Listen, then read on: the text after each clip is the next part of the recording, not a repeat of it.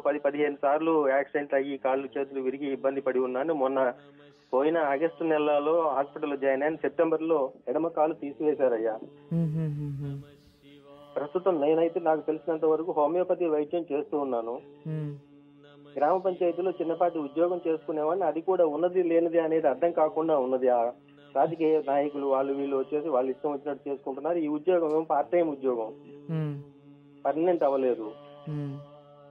ఏం చేయాలి ఏమిటి అనేటువంటిది అర్థం కానటువంటి పరిస్థితుల్లో చావాలా బ్రతకాలా అనేటువంటి పరిస్థితుల్లో హ్మ్.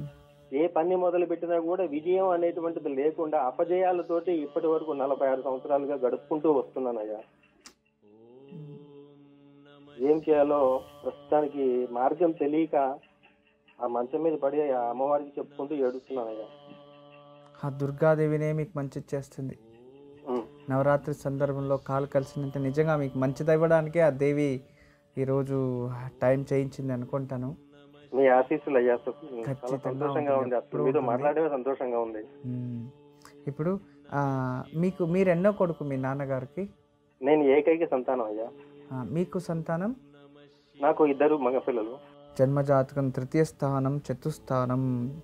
తృతీయ స్థానం కుటుంబ స్థానం, చతుర్థ స్థానం సుఖస్థానం, సప్తమము కళత్ర దోషం అన్నీ ఉన్నాయి. అయితే జన్మజాతకంలో మీరు అనుకున్నట్టు అన్ని యోగాలు ఉన్నాయి. అందుకే మీకు ఉద్యోగం కనబడుతుంది, ఇంకోటి కనబడుతుంది, అన్నీ చేసినట్టే ఉంటుంది, ఎడ్యుకేషన్ అంతా. కానీ ఏ దాంట్లో తృప్తి జీవితం అని అనుభవించలేదు. తర్వాత మీకు దుస్థానంలో పాపగ్రహాలు మరియు షట్స్థానంలో పాపగ్రహాలు ఎక్కువ ఉండడం వలన ఈ యాక్సిడెంట్లు ఇవన్నీ జరిగి ఆఖరికి ఇలాంటి పరిస్థితి అయ్యింది. నేను కొన్ని పరిహారాలు చెప్తాను. ఇప్పుడు మీరు ఎలా చేయగలరు?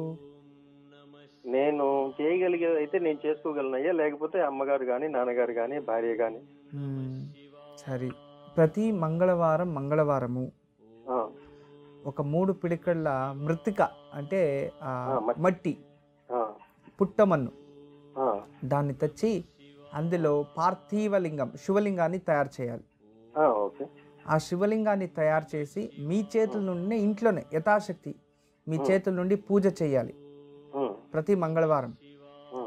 తర్వాత సాయంత్రం పూజ చేసిన తర్వాత మరుసటి రోజు బుధవారం ఉదయం దాన్ని తీసుకెళ్లి బిల్వవృక్షం పత్రి చెట్టు మారేడి పత్రం తెలుసు కదా, ఆ మారేడి చెట్టు మొదల్లో పెట్టి అక్కడ దీపం వెలిగించి రావాలి. ఇలా 16 వారాలు చేయాలి. మీరు బయటకు వెళ్ళడానికి అవ్వదు అంటే ఇంట్లోనే ఉండి చేయండి.